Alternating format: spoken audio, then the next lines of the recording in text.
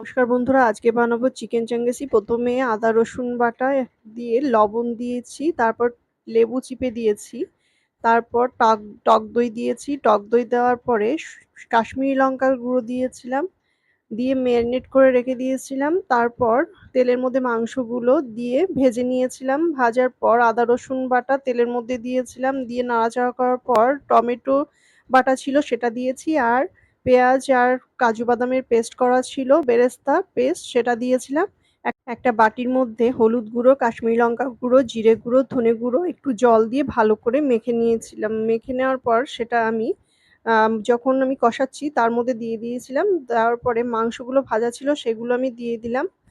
দিয়ে ভালো একটু জল দিয়ে ভালো করে নাড়াচাড়া করে লাস্টের দিকে একটু কাসুরি মেথি, একটু মাখন, আর লাস্টে আমি ফ্রেশ ক্রিম দিয়ে সার্ভ করেছিলাম। আমার এই ভিডিও